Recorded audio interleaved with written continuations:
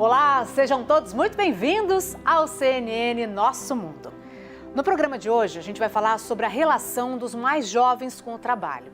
A gente pode considerar aqui duas gerações conhecidas como os Millennials, ou geração Y, nascidos entre 1980 e 1994, e a geração Z, que vai desde 1995 até 2010, 2015, dependendo ali do Instituto de Pesquisa. Diversos estudos e pesquisas revelam que esses novos profissionais têm um jeito diferente de encarar o trabalho. A maioria prefere investir mais no bem-estar do que na carreira, e flexibilidade é mais importante que salário. Ao mesmo tempo, eles sofrem de estresse e ansiedade financeira.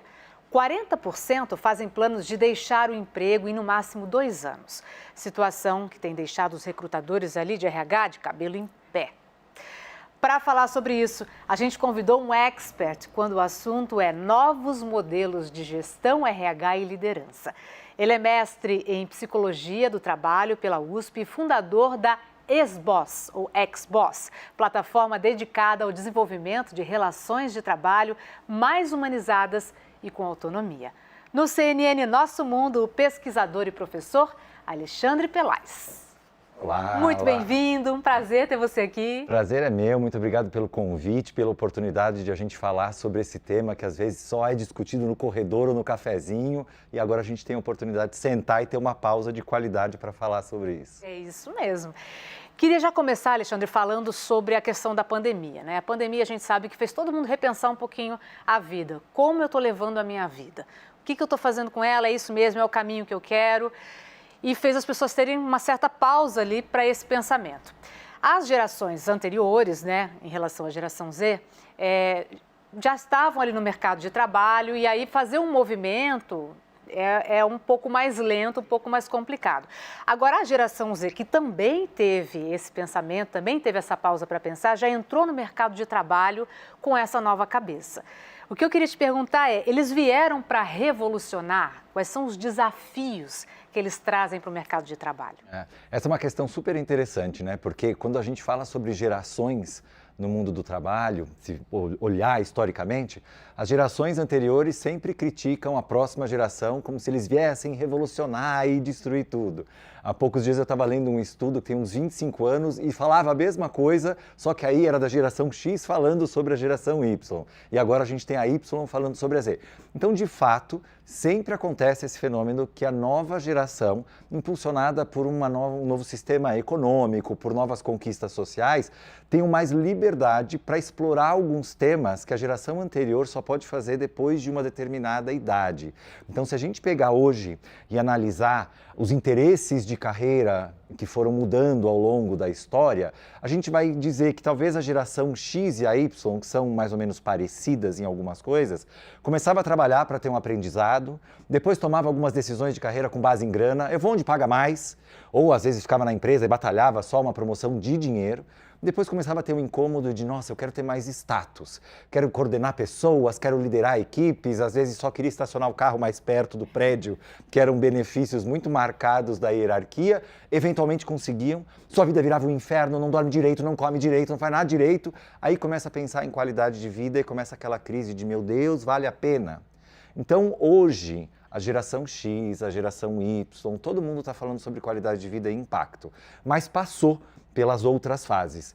A geração Z já chega pensando sobre qualidade de vida e impacto sem passar sobre as outras. Então vira um pouco o conflito de gerações, que é um buraco de comunicação de todo mundo querendo a mesma coisa, mas vindo de lugares diferentes na história. E a geração Z enxerga o que as outras viram como conquistas como uma certa garantia. Então, assim, eu não sou obrigado a aceitar esse chefe ou essa estrutura hierárquica, eu já penso em mudar. A geração anterior falava, não, amassa o barro um pouquinho, amadurece, trabalha a mais resiliente, resiliência. né? Então começa a ter um pouco esse conflito de interesses e visões de mundo diferente. Mas, sem dúvida, a geração Z vem trazer uma provocação muito saudável para a geração X e a Y, que são as principais que estão no mercado, de vocês viraram decisores compulsivos, decisoras compulsivas, vocês querem resolver tudo o tempo inteiro. Respira. talvez a gente possa achar um outro ritmo. Então, nesse sentido, eles e elas vão sim revolucionar o trabalho. A pandemia, como você bem colocou no começo, é uma data de corte muito forte na história do mundo do trabalho, que obrigou quem nunca tinha feito a pausa para analisar qual era o lugar do trabalho na sua vida, a fazer essa pausa. E ela foi forçada e ela foi meio quebrada, porque o motivo pandêmico não é exatamente uma reflexão, mas é uma imposição do mundo. Mas olhando por esse ponto de vista, né, nesse viés, eu acho que temos muito a aprender com a geração Z e, claro, também com uma troca saudável. Ponto importante é a gente identificar que a geração Z ainda é muito pequena na força de trabalho. A gente está falando de menos de 2% da força de trabalho total dentro do Brasil. Mas olha o incômodo Mas que... os millennials são já Os millennials são são 50% a 51%, exatamente. Então a gente começa a ver essa tendência e precisa conversar, sabe? Y ou Millennium junto com o Z e criar este novo futuro. Então é importante mesmo essa pausa. Dentro dessa questão das gerações, as empresas hoje têm 4 gerações convivendo ao mesmo tempo, né? Tem a geração ali até os seus 75 anos, que são os mais velhos, que têm mais experiência e que ainda estão produzindo dentro das empresas. Sim. E aí tem agora a geração Z, que é a 4ª geração, convivendo no mesmo ambiente. Qual o desafio para as empresas conciliarem essas 4 gerações no mesmo ambiente? São gerações que têm necessidades parecidas, mas têm visões de mundo diferentes. Então não há dúvida que as 4 gerações, se você conversar, todo mundo hoje vai buscar qualidade de vida, impacto, quer achar esse equilíbrio no trabalho. Mas o que isso significa para cada geração é bastante diferente. Então hoje você vai ter um baby boomer junto com o X, junto com o Y, junto com o Z, fazendo um grande projeto. Nós 5 aqui tocando um projeto e aí chega, a gente precisa entregar na segunda-feira, era a promessa. Aí, as 3 anteriores estão aqui, a gente vai virar o fim de semana, a gente vai entregar, a geração Z tá ali na porta com a mochila, falando, gente, estou indo pra praia aqui curtir. Aí começa a pular seu olho, você fala, vou matar esse moleque desgraçado, ele é muito descomprometido. E, na verdade, é uma provocação, sabe? De você falar, mas é essencial esse projeto na segunda mesmo? Se for, a gente realmente vai cumprir. Mas quantas vezes na nossa vida a gente não assumiu um determinado papel de entrega absoluta que ficou na mesa de alguém por mais uma semana? Né? Então, esse olhar mais crítico é algo que é um desafio para as empresas ao aceitar e ao vivenciar essa riqueza enorme de ter 4 gerações, e eu preciso, então, começar a flexibilizar os espaços. Eu preciso falar um pouco mais sobre autogestão, sobre autonomia, e isso tira o controle da empresa. E as empresas não são muito boas em lidar com essa sensação da perda do controle, que sempre foi ilusório, né? Porque a gente, na verdade, tinha as pessoas trabalhando no escritório, rigidamente, no horário, mas estava brisando, né? A gente falava sobre o absenteísmo, né? Que era as pessoas não estarem no escritório, mas e o presenteísmo? A pessoa está lá, mas não está produzindo. Exatamente. Né? Então, hoje a gente tem espaço para enxergar algumas nuances no mundo do trabalho que a gente fazia de conta que não aconteciam. Maravilha! Letícia Vidica. E aí a Letícia estava falando, estava pensando aqui, a gente então vem agora com 2 movimentos que começaram a aparecer pelos jovens, que justamente estão ressignificando o que seria o trabalho na vida da gente, né? E eu queria que você falasse um pouco deles. A gente tem o Quiet Quitting, que é um fenômeno que surgiu recentemente, onde os jovens levam a máxima: trabalho para viver, não vivo para trabalhar. É isso mesmo. Tal projeto deu meu horário. Ah, mas eu vou fazer hora extra. E o The Great Resignation, que é uma demissão, um movimento de demissão voluntária, onde as pessoas usam as redes sociais para, ufa, eu me demiti, né? Eu também. E a gente tem até um movimento cabeçado por músicas que falam sobre isso, né? A Beyoncé acabou de lançar um novo álbum e a música de estreia, se eu posso dizer assim, né? Break My Soul, é um hino que fala sobre isso, né? Ela fala sobre, eu vou explodir, tira essa carga, se liberta sua mente, seu tempo, seu estresse, né? Você, caramba, eles fazem eu me esforçar tanto, né? Até vale a pena ver a tradução da letra da música, porque fala muito sobre isso. Vamos ouvir um pedacinho? Vamos ouvir, né? Eu não vou me arriscar a cantar, mas roda aí.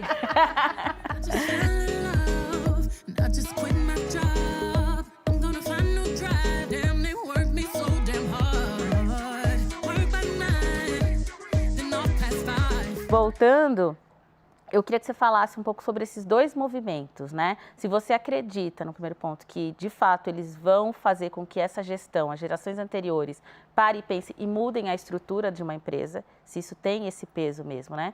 E que você explicasse um pouquinho mais sobre o movimento. Legal. São dois pontos muito importantes, dois temas essenciais da discussão hoje do presente do trabalho e como a gente renegocia a construção de novos modelos de gestão. Eles têm um pouco perfis diferentes, né, na minha visão. O Great Resignation é, na verdade, a decisão de a pessoa conseguir mudar de emprego, o que hoje existem novas oportunidades, existe um privilégio em a gente poder fazer essa movimentação com a consciência de que eu não preciso ficar no mesmo lugar para a vida inteira. Aquilo não define quem eu sou, mas eu vou para um novo emprego, eu posso entregar o meu melhor naquele lugar, talvez eu esteja procurando esse melhor encaixe. E ele é tão forte que de abril de 21 a abril de 22, no mundo todo, a gente teve 72 milhões de demissões voluntárias. Então é esse tamanho, né, esse volume de pessoas se demitindo. Não existe uma clareza sobre é mais jovem, é a pessoa mais madura, é mais homem, é mais mulher, é bastante fluido. Muito pontualmente, em algumas regiões, você vai ter indicação de um movimento mais concentrado em um lugar ou outro. Mas o fato é que, com o Great Resignation, as empresas são obrigadas, sim, a rever os seus processos, porque o fato é, se eu pressionar demais, se eu engessar demais, essa pessoa não consegue se enxergar nesse lugar e ela vaza. Ótimo recado, porque é isso mesmo. Né? Você fala lá no começo, o jovem começa a dizer que eu não sou obrigado a ficar aqui, deu o meu horário e eu quero sair. Eu acho excelente. Então, Great Resignation, para mim, acho um movimento legal porque ele tem mais uma investigação de novas possibilidades. Quiet quitting me pega um pouco, porque o quiet quitting, pela sua própria definição, e a tradução é um pouco ruim, vai significar uma demissão silenciosa ou uma desistência silenciosa. Então é como se eu continuasse trabalhando aqui no meu vínculo de emprego, mas eu não efetuasse o meu trabalho ou o meu melhor trabalho. Fizesse o mínimo para não perder aquele cargo, aquele emprego, aquele contrato social formal que eu tenho com a empresa. E aqui eu acho que o que leva a essa demanda, a essa ação, é absolutamente legítimo. Pode ser uma liderança que não é saudável, pode ser a ausência de segurança psicológica, pode ser o abuso de horário, pode ser um monte de coisa que você fala, não aguento mais, não quero, vou sair dessa loucura. Ok. Agora, toma cuidado, porque quando eu digo a frase eu quero trabalhar e viver, eu não quero viver para trabalhar, eu tenho que lembrar que eu não posso tirar o trabalho da minha vida. O trabalho é uma parte essencial da vida humana. E como a gente confunde demais o trabalho como ação, com o trabalho como vínculo empregatício com um empregador, a gente acaba criando uma sabotagem e um flerte com a mediocridade. Quando eu tenho um determinado vínculo, eu não gosto de você como chefe, é meio ruim trabalhar aqui, eu vou trabalhar meia boca então. E é isso. Não. Se você não consegue mudar a estrutura deste emprego, muda de emprego. Pelo amor de Deus, faz parte da estatística do Great Resignation. Mas você mudar a sua estratégia de entrega, tem um grande perigo de você começar a criar uma identidade ou uma desidentidade no mundo do trabalho. Ou seja, eu não sei quem eu sou como um bom trabalhador ou boa trabalhadora. Eu começo a flertar tanto com esse conforto que eu não sei mais performar bem. E aí eu caio num risco de não me tornar uma pessoa resiliente em outros campos.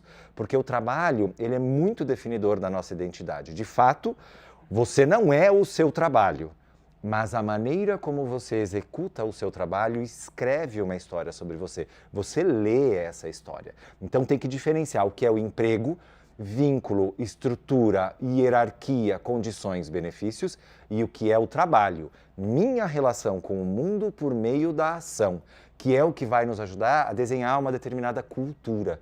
Tem uma fala de uma filósofa mineira que se chama Terezinha Rios, que eu adoro, que ela diz: é impossível falar de cultura sem falar de trabalho como a ação consciente e intencional do ser humano com o intuito de transformar uma realidade. Olha que definição infinitamente mais ampla do que, lá vou eu bater o cartão e encarar o chefe chato. Gente, é muito mais do que isso. Se a gente fizer uma troca aqui bem pobre de conteúdo, o programa vai pro ar. A gente fez o nosso emprego, né, o vínculo. Mas e a qualidade da troca? Não, mas a gente e o que a gente aprendeu? E o que a gente se diverte? É isso que traz. Mas, Alexandre, uma questão, a gente fala desses movimentos e dos jovens, mas de que jovem a gente está falando que pode fazer esse tipo de escolha? Porque a pressão financeira, hoje em dia, é absurda e os jovens estão sofrendo muito porque não estão encontrando emprego. Então, eu fico nessa dúvida, né, de que jovem que a gente está falando que pode, beleza, tudo bem, não vou dar conta disso porque eu não preciso, enfim, estou aqui só por... Que jovem é esse, né? É um ponto super relevante que você traz, porque às vezes quando a gente entra e fala de gerações, parece que toda geração é igual, né? Todo mundo da mesma idade, vive no mesmo lugar, tem as mesmas condições, não é nada disso não. A gente tem recortes muito específicos sociais que vão fazer, por exemplo, que jovens da geração Z se comportem muito parecido com a geração anterior, conforme eles têm menos possibilidade social. Porque é uma escalada, de fato, de independência e de construção de privilégios de escolha. A vida humana é assim, quanto mais reforço eu tenho de estrutura para as minhas necessidades básicas, eu posso, então, ter o privilégio de fazer outra escolha. Claro que a gente quer que isso não seja privilégio e isso consiga, de fato, passar para todo mundo, mas hoje é um recorte específico. Tem gente que pode se dar esse luxo de, olha, eu vou mudar de emprego 3 vezes e depois eu vejo no que dá. Eu tenho 47 anos, então eu sou a geração X entrando na Y, né? Seria mais ou menos por aí. Eu troquei de emprego 17 vezes, porque eu podia. Ou porque alguém me deu confiança de que eu podia. Financeiramente eu não podia, então eu não ficava parado. Eu já engatava outro, porque eu estava tentando chegar nessa felicidade, nesse desenho do trabalho. Então o Great Resignation estava tatuado aqui, vamos já mudar de emprego. Mas nunca o Quiet Quitting. Então assim, eu vou entregar o meu melhor, e se o meu melhor não cabe aqui, eu vou para o próximo, e aí eu vou para o próximo, eu vou para o próximo. Isso obriga que as empresas tenham que se ajustar para conseguir trazer todos os jovens, e aí de todas as classes. Porque eu não consigo preencher a necessidade das organizações num mundo tão dinâmico se eu não trouxer os jovens, que é quem tem mais energia, inclusive, às vezes, física, para trabalhar com cargas mais longas e para criar o novo, para não trazer os seus vieses que as outras gerações trazem. Perfeito.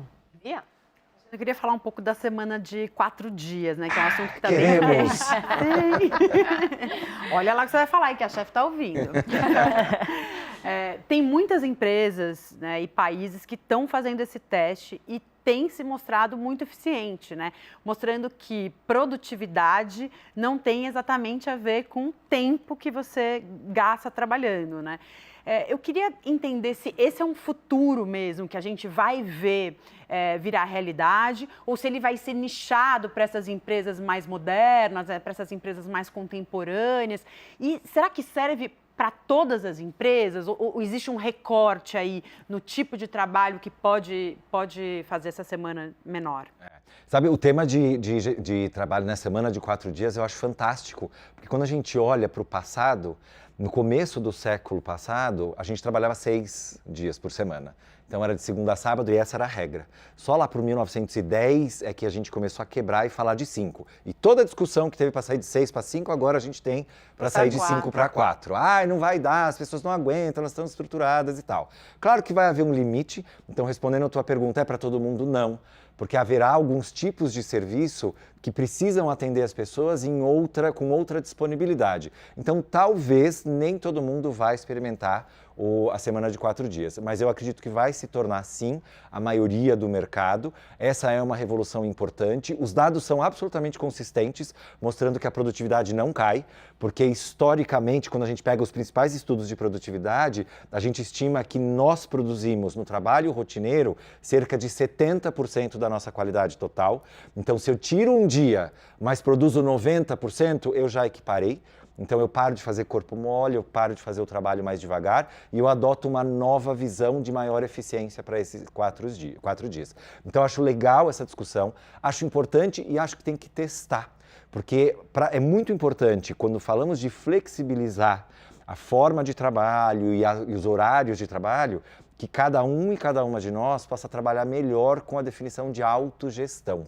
Porque eu começo a mudar o modelo, eu não quero mais um chefe no meu cangote dizendo o que eu tenho que fazer, mas será que se esse chefe ou essa chefe sair daqui eu entrego?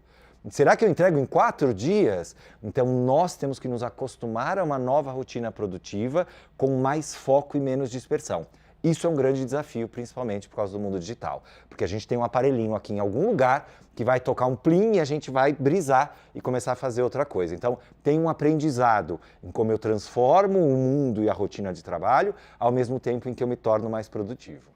Alexandre, tem algumas características, né, que quem estuda a geração Z, e você sabe muito bem disso, aponta no mercado de trabalho. Dificuldade com a autoridade, né, uma necessidade de um canal direto de comunicação com os seus gestores, com os seus líderes, e eles têm também uma característica que é, eles precisam de feedback, mas muitas vezes eles entendem esse feedback positivo como, opa, uma promoção já está aí, né? Como lidar com essas características? Quais são os desafios para os gestores mesmo conseguirem lidar com essas características específicas? É curioso quando a gente olha essas características, se a gente conversar com a geração anterior, ela diria coisas muito parecidas, porque tem coisas que são características da idade.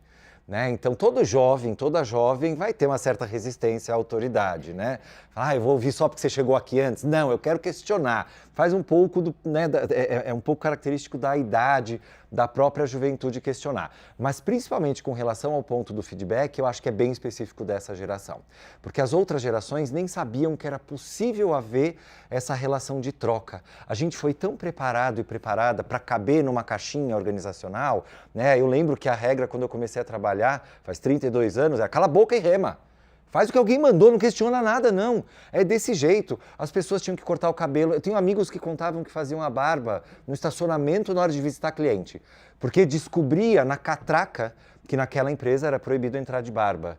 E aí a pessoa ia para o carro e eu falei, mas jura que você tinha um kit? Tinha, porque meu chefe tinha avisado que eu precisava fazer a barba caso fosse necessário. Então a gente tinha que esconder pedaços nossos ao longo da vida do trabalho. E essa geração não aceita mais e é excelente que de fato não aceite mais. Então esse feedback começa a virar um compromisso de me conta como eu melhoro, eu conto como eu gostaria que fosse e tal. Mas também não foi uma geração que foi treinada para escutar algo que não concorda. Então quer argumentar demais. Tem um olho clínico para achar as rachaduras do sistema, mas nem sempre se propõe a ajustar e corrigir essa rachadura. Então o grande desafio para quem é gestor e quem é gestora é senta, conversa, tenha muita clareza na sua exposição do que precisa mudar com fatos. Não com percepção, eu acho que você podia se comunicar melhor. Pelo amor de Deus, traduz em dados aqui o que é se comunicar melhor. Escreva os e-mails com mais frequência, não mande mensagens no horário tal, seja bastante específico. Lembra que por mais que essas pessoas estejam falando com você com muita altivez, com muita... propriedade. Exato, muita propriedade, muito conhecimento, são jovens. Estão aprendendo, né? Parte dessa máscara de eu tô sabendo e eu tô dando conta, a gente usava também na adolescência e a gente sabia que estava tudo perdido igual. Então, com um olhar carinhoso também, com uma mentoria e uma disponibilidade de, poxa, se você fosse esse jovem, essa jovem, o que você contaria para ele e para ela? Né? E como você também consegue ajustar essa expectativa, porque existe uma visão de carreira interna, do que eu quero e do que eu percebo de mundo, e existe uma visão de carreira externa, do que cabe. Se eu falo para você que o seu trabalho foi fantástico, eu amei, adoro trabalhar com você, a promoção vai vir? Opa! Gente, mas aqui não abriu novas vagas, né? Não vai vir. Né? Então, conseguir esclarecer, entender que essas pessoas também conseguem digerir as más notícias. É que às vezes a gente priva porque não gosta da cara feia, mas cara feia também é um processo de amadurecimento que a gente precisa encarar. A gente vai fazer uma pausa. Mas vou deixar aqui para a Rita Vu trazer o assunto para o próximo bloco. Falar da influência, então, da tecnologia aí para os jovens que já nasceram, né, nesse mundo super digital. Excelente. Aí, então a gente faz essa pausa no CNN Nosso Mundo. Daqui a pouquinho a gente segue com a entrevista com o professor, pesquisador e palestrante Alexandre Pelais. Até já.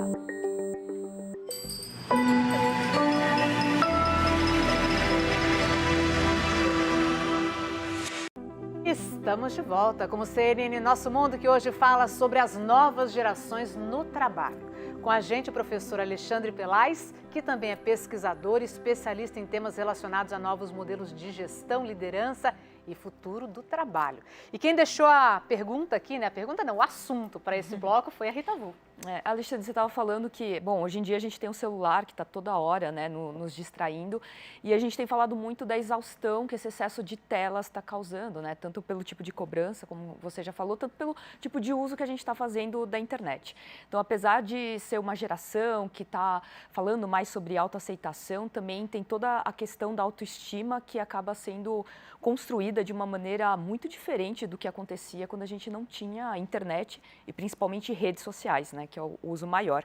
E aí eu queria que você falasse assim, como que essa ansiedade, né, extrema, que é causada também por esse uso excessivo, né, dos dispositivos tem alterado, né, as nossas relações de trabalho, principalmente em relação aos jovens, e como que você enxerga o futuro que se pretende ser mais imersivo, com mais utilização de tela ainda, né, não só no trabalho, como para qualquer tipo de interação social básica. Me parece que a gente vai precisar passar por uma reeducação do uso da tecnologia e das mídias sociais com relação ao nosso convívio social de fato. Vamos agora? Vamos agora. Porque a gente acabou criando um modelo que depende tanto da aprovação alheia por meio da mídia, que aí eu acabo investindo necessariamente uma parte da minha energia, inclusive produtiva, em parecer ser alguma coisa dentro dessa rede. Então, no mundo do trabalho, meu trabalho era horrível, eu odiava, me demiti, eu fui demitido, vou lá no LinkedIn, o fim de um ciclo. E aí, agradeço as pessoas com quem eu trabalhava. Falo, véi, se você odiou, fala tchau, fui, tô mudando aqui, vamos pro próximo. Mas tem esse desgaste em parecer que tá tudo bem. Por outro lado, a gente tem algumas bandeiras que são levantadas como se a gente tivesse que militar o tempo inteiro por mudanças que são dificuldades da nossa vida. De fato, a gente não tem controle sobre todas as coisas, as relações sociais são muito complexas. Então, se eu trabalho para você, você é minha líder e eu não gosto, às vezes a pessoa vai lá na rede, a minha líder é um monstro, uma desgraçada. Outro dia teve uma pessoa na rede social que me mandou um post dela na frente da empresa na região central com um megafone. Ela tinha se demitido depois de 11 meses e ela pegou o megafone e foi na frente para xingar os chefes. Antônio da Silva, você é um grande filho da P. Maria Joana, você vai tomar P. E eu, minha Nossa Senhora, por quê?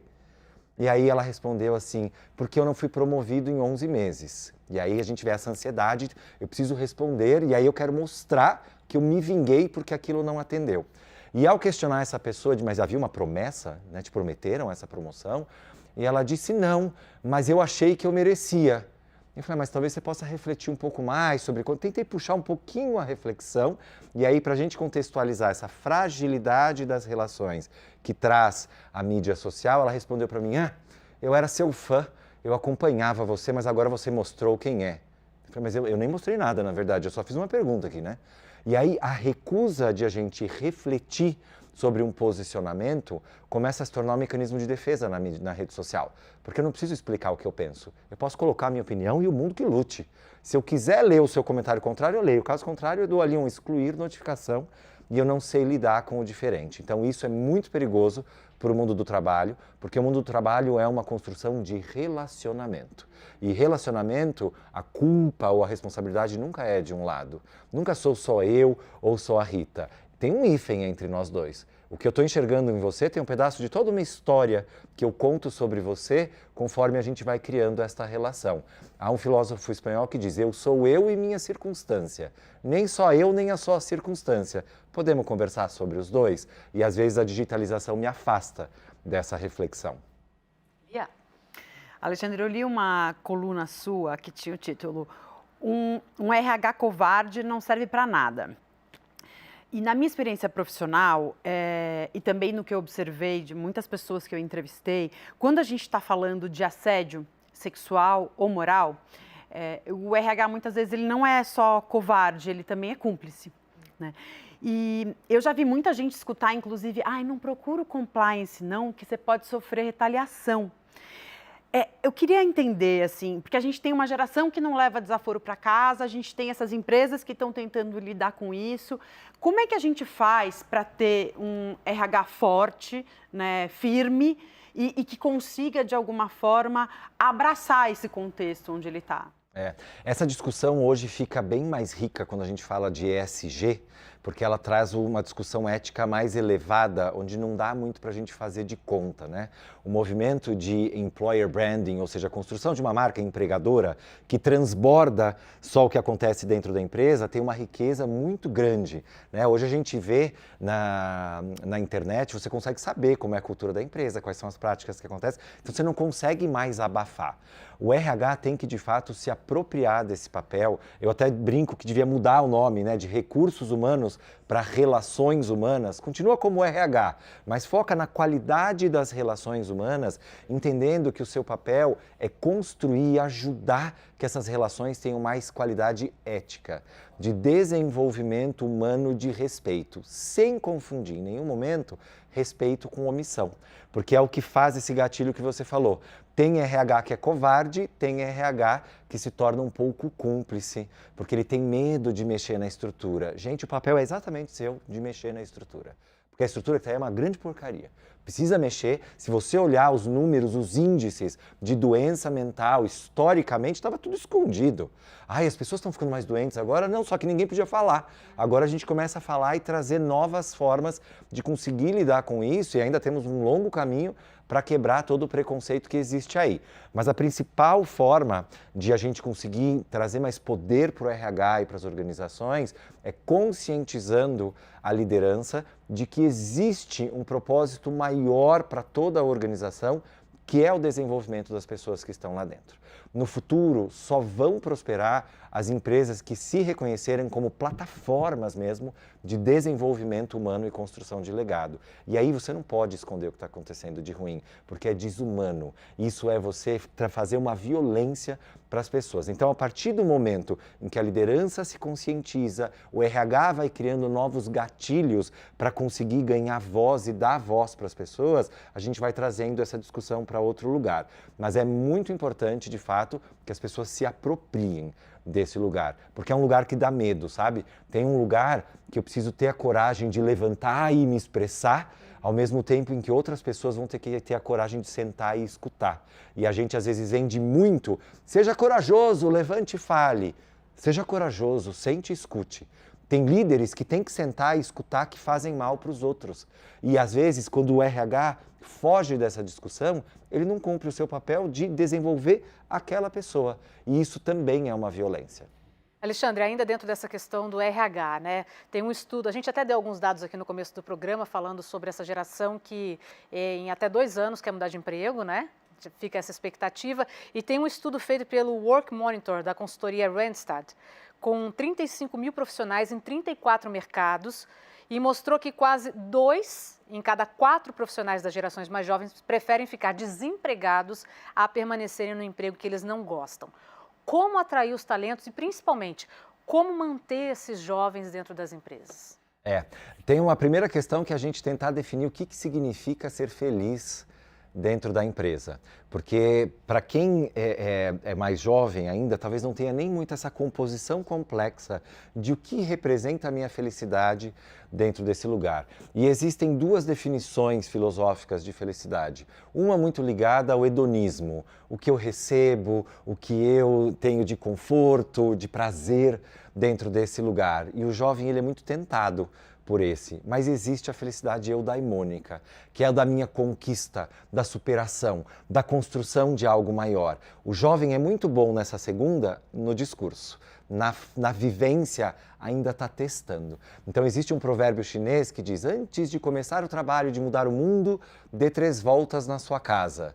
E é a sua casa cabeça, coração e talvez a sua casa de fato. Então as empresas, eu acho que elas podem ajudar a atrair talentos, levando essa discussão para um nível um pouco mais aprofundado de o que significaria ser feliz dentro deste trabalho. Eu vou te contar um pouco como é a experiência dessa vaga, dessa posição, dessa organização, e você me conta que lugar isso preenche na sua vida. Eu costumo até brincar que os processos seletivos vão ter que se aprofundar numa conversa bem mais filosófica de interesse das pessoas. Eu digo que é uma intervista. Deixa eu ver aqui por dentro como vai se construir essa relação, porque não existe uma melhor pessoa para um encaixe na empresa. A gente vai formar uma parceria lá dentro. Então, talvez você seja uma pessoa brilhante mas não aqui. E talvez eu seja uma empresa brilhante, mas não para você. Eu preciso ter esses parâmetros muito claros. Eu preciso, então, mostrar a minha vulnerabilidade. E a juventude também tem que dar uma chance para construir. A busca por talentos hoje, ela é muito difícil porque as pessoas querem já encontrar uma proposta que encaixe perfeitamente no seu modelo e não vai existir, né? Isso não existe nem no nosso relacionamento amoroso. A gente se ajusta um pouquinho, até porque nesse ajustar eu me desenvolvo. Eu tenho que encontrar também a oportunidade de desenvolvimento no incômodo, porque senão no quentinho a gente pode ter uma relação mais medíocre com a vida, sabe? Perfeito. Letícia. Queria falar um pouco sobre saúde mental, Alexandre. A gente tem visto, virou até piada, meme, quando se fala de síndrome de burnout, né? Principalmente para a geração milênio, né? Que é entre 25 e 40 anos, né? Ó o burnoutinho aí, ó um burnout aqui. Falando dessa maneira, mas é uma coisa muito séria, né? Porque é uma geração, eu tô com 38 anos, tô dentro da geração, que foi ensinada a dar seu máximo, seu limite para conseguir alguma coisa na vida, chegar às altas posições, ter bons salários, né? E conseguir a tão sonhada estabilidade que vem em cima dessa geração, herança de pais, né? Eu venho de uma família onde meu pai é aposentado hoje, mas estabilidade era o que ele via, né? E hoje está diferente. Eu queria que você falasse um pouco sobre essa saúde mental, né? O que a gente está vivendo agora, a responsabilidade também das empresas um pouco com relação a isso, e como é que fica a coisa para o futuro, né? As empresas têm grande responsabilidade sobre a discussão de saúde mental, uma vez que elas definem os parâmetros do que é permitido e do que é exigido dentro dessa relação de trabalho. Isso não quer dizer que elas são as culpadas exclusivamente sobre o que acontece lá dentro. Porque você vai ter hoje uma terceira onda da história do mundo do trabalho, que já foi só focar no seu sustento, depois foi só focar no financeiro e na troca, e agora é buscar o significado. Para você ter uma ideia, hoje 51% das pessoas acham que é obrigação das empresas ajudarem que elas encontrem significado no trabalho. Aí você fala, mas gente, significado é uma interpretação muito única, muito individual. Como é que vou eu sugerir para você que você encontre? É quase uma manipulação. Você está pedindo que eu manipule a sua percepção com o trabalho. Mas, como o burnout depende muito desse jogo entre permissão do que eu posso e a exigência do que eu tenho que fazer, as organizações precisam discutir sobre isso, precisam enxergar com a mesma gravidade, com a mesma seriedade, uma perna quebrada e uma licença porque não pode se movimentar, ou uma pessoa que está desequilibrada emocionalmente, que precisa também de um descanso, sem ter aquele olhar, acho que ela estressou demais, sem minimizar, sem brincar, sem fazer meme. E isso é novo para a gente também, porque a gente usa o humor como uma forma de reduzir o estresse, mas existem pedaços do que a gente discute da relação humana onde não cabe essa brincadeira, porque isso dói demais e mesmo quem brinca, na brincadeira esconde a sua própria dor. Então é importante falar sobre burnout, enxergando se essa pessoa está tendo uma interpretação equivocada do que ela não pode fazer, porque tem gente que às vezes vive o burnout porque ela acha que não pode, mas ela nunca discutiu de fato uma renegociação. Então o espaço de trabalho hoje, por isso eu falo muitas vezes, relação, é uma responsabilidade compartilhada. Às vezes a gente se apropria de uma forma de trabalho que é nociva e que talvez nem fizesse parte do ambiente.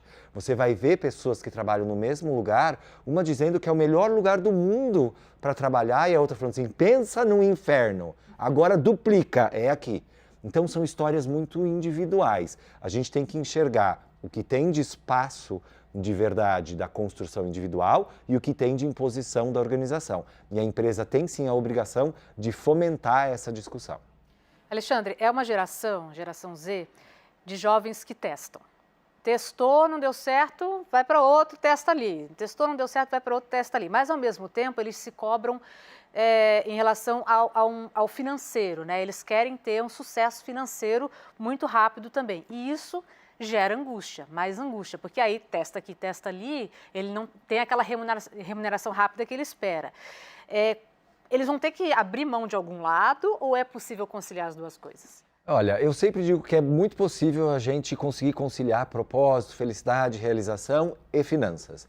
Mas isso passa por você ter que aguentar alguns perrengues do mundo do trabalho, então vai ter que abrir mão um pouco do conforto, dessa sensação de que eu não sou obrigado, então eu vou sair. Vai ter que digerir, vai ter que ter um pouquinho mais de clareza no que é de fato um abuso na minha capacidade produtiva. Porque às vezes nós todos, nós todas temos momentos de estresse, de correria, de uma entrega, que às vezes a gente erra o tom de voz, às vezes com o parceiro, às vezes com os filhos, às vezes com o pai, com a mãe. Isso acontece. Tem que saber diferenciar o que é um assédio moral de fato, onde há um abuso de poder, existe uma estrutura que me cala, do que é uma entrada errada numa fala. Porque às vezes eu tenho uma troca com você que não foi saudável, isso foi assédio, claramente essa empresa está me assediando. Não, a pessoa foi um pouco grosseira, ela estava num momento ruim. Você fala tanto de empatia, mas a empatia só vale para você, não vale para o outro. A gente não pode selecionar para quem a gente vai ter empatia dentro do mundo do trabalho. Então, quando eu tenho foco no meu desenvolvimento e aqui, do ponto de vista do crescimento financeiro, eu devo sim enxergar que na estrutura tradicional, como foram desenhadas as organizações, eu vou ter que aceitar um pouco mais um certo incômodo para subir na carreira. Mas as organizações têm um desafio enorme, e eu acho que também é uma grande oportunidade, de rever como elas vão trabalhar a remuneração. Eu tive a oportunidade de trabalhar numa empresa que é considerada a maior empresa horizontal do mundo, uma empresa americana que se chama W.L. Gore, com mais de 10 mil funcionários sem cargo e sem chefe. Com um modelo de remuneração, onde já que não tinha o cargo, tentava se remunerar mais quem mais contribuiu. Então, se a pessoa era um analista pleno numa estrutura hierárquica, mas aqui ela contribuiu como um gerente sênior, a gente vai dar um jeito nessa curva de ela receber. Então, isso retroalimentava muito positivamente a sua melhor performance, porque aí eu sabia que a minha contribuição seria acompanhada por uma compensação. E aí esse jogo se torna mais interessante. Por isso tem que mudar o modelo também. Eu queria falar um pouco sobre os PJs, né? Essa pessoa que é o ser humano que mais trabalha, menos ganha e não tem para quem reclamar do seu burnout, né? No mundo que vem precarizando cada vez mais as relações de trabalho e afastando as pessoas, né? Como a gente humanizar esses seres humanos, né? Será que a gente vai precisar de um letramento para esse mundo contemporâneo? Assim, olha, o seu PJ é um ser humano, ele precisa também aqui de uns benefícios, precisa de alguma coisa. Como é que a gente vai conseguir abraçar isso sem jogar tudo para essa pessoa sozinha? Ó, você se cuida aí, o problema é seu. Essa mudança do mundo do trabalho, que oferece mais autonomia para que uma pessoa performe o seu trabalho com menos vínculo, ela pode apresentar essas armadilhas, como você bem mencionou, né? Parece que a pessoa se tornou um empreendedor de si, mas na verdade ela continua tendo que cumprir uma agenda muito rígida e muito apertada. Até tem um filme que se chama Você Não Estava Aqui, que fala muito sobre isso, uma pessoa que é demitida e aí ela compra um caminhãozinho e começa a fazer entrega e de repente ela não percebe, né, que a vida dela virou um inferno, ela trabalha muito mais, não tem nenhum benefício, nunca ela pode parar. Então, ao mesmo tempo em que eu tenho uma oportunidade, eu tenho que tomar cuidado para ver se eu não me torno um empreendedor falso. Né? O discurso do empreendedorismo ele é muito positivo para quem tem escolha. Para quem não tem escolha, ele é muito cruel.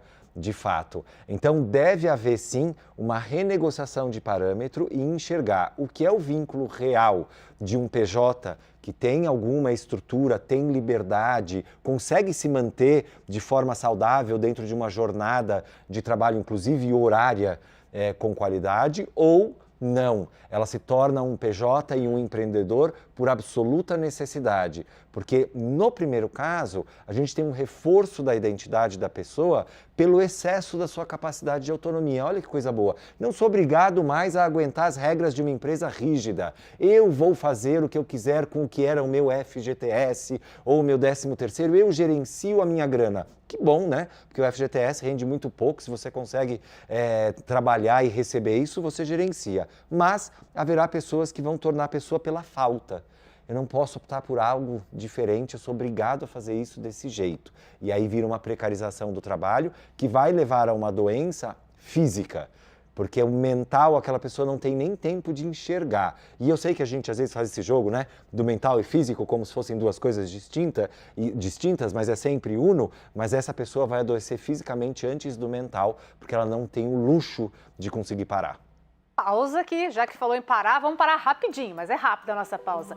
No CNN Nosso Mundo, nossa conversa continua daqui a pouquinho com o professor, pesquisador e palestrante Alexandre Pelaes. Segura aí.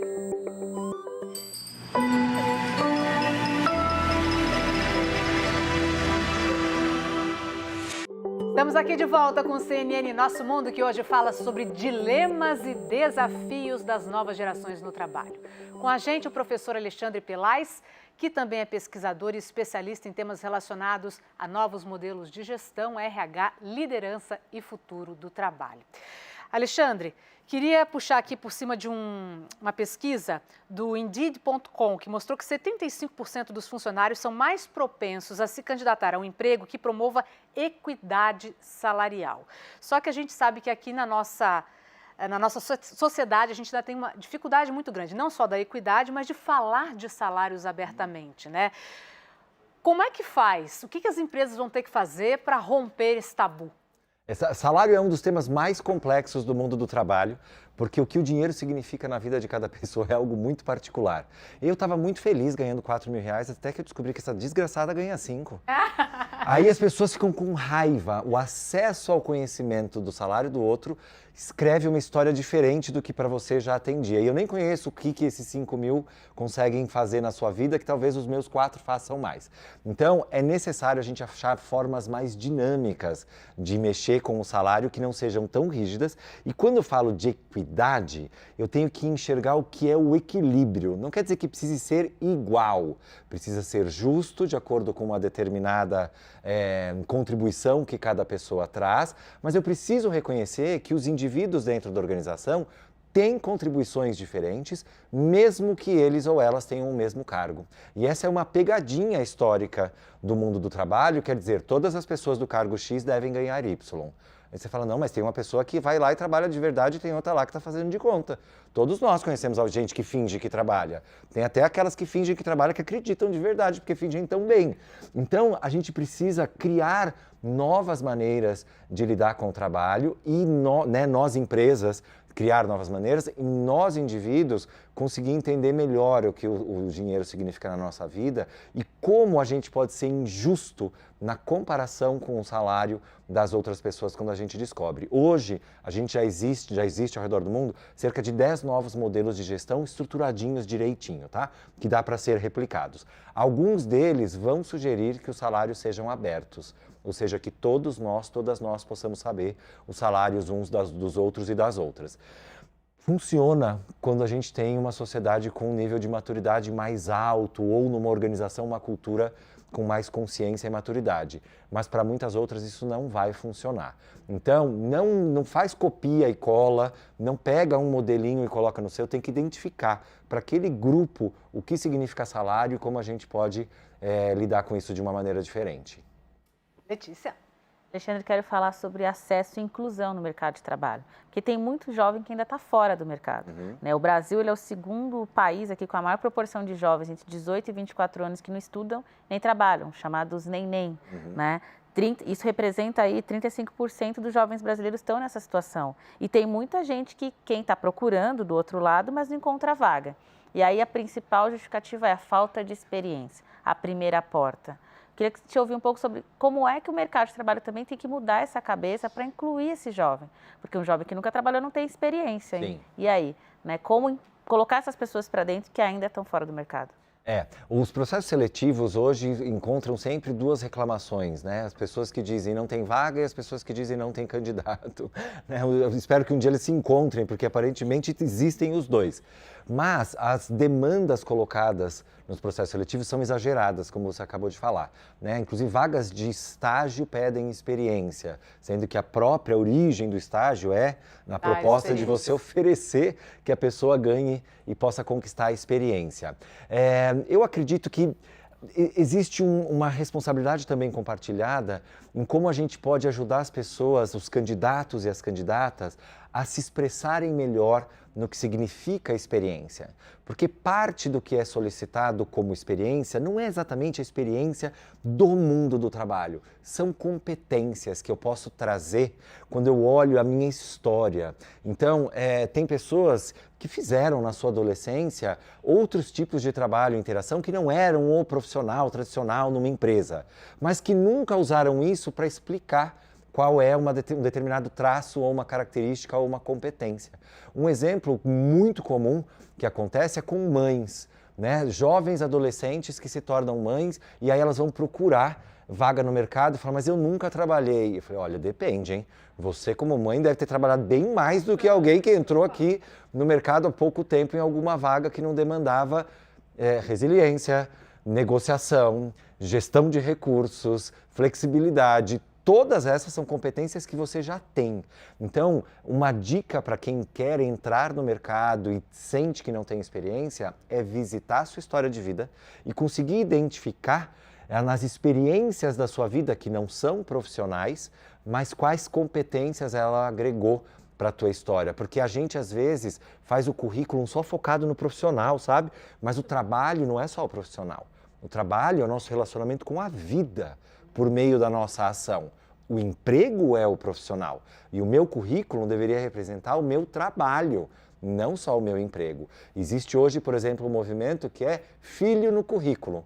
Me conta o que você aprendeu depois que você virou pai ou mãe. Eu sou pai de trigêmeos, né? Por exemplo, aprendi muito mindfulness, aprendi a organizar um pouco a bagunça. Existe um tanto de aprendizado que a gente não se apropria e as empresas precisam aprender a escutar esse aprendizado também e valorizar essas competências que dentro do escritório tem uma riqueza gigantesca.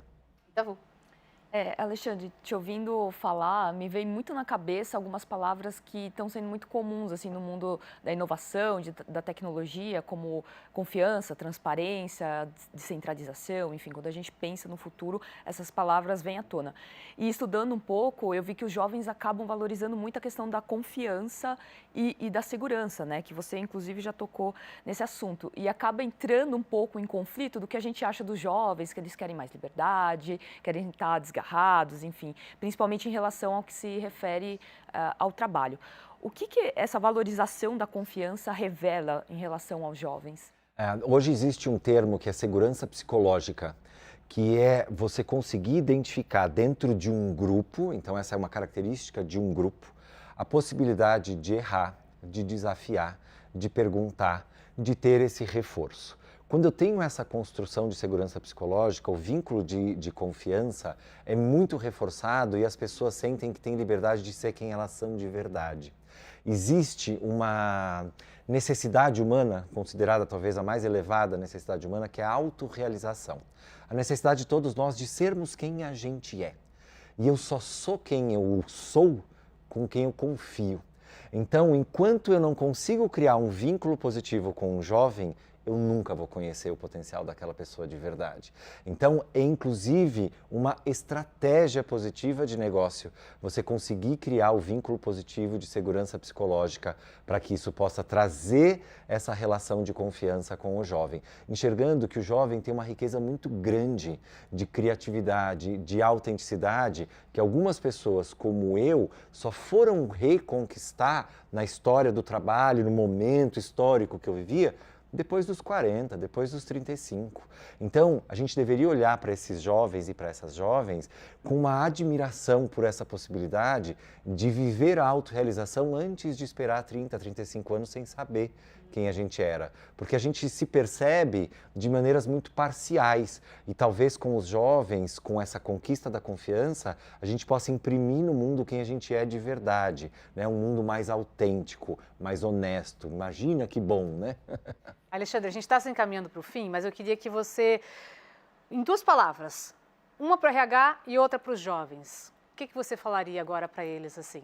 Tipo, jovens, façam isso, uma frase. E RH, vocês? Muito bem. RH diria, apropriem-se do seu papel, do seu privilégio absoluto de cuidar das relações humanas dentro das organizações. Nunca houve um melhor momento do que esse, todo mundo quer melhorar as relações humanas. Jovens, se apropriem da sua capacidade de entrega, de ação.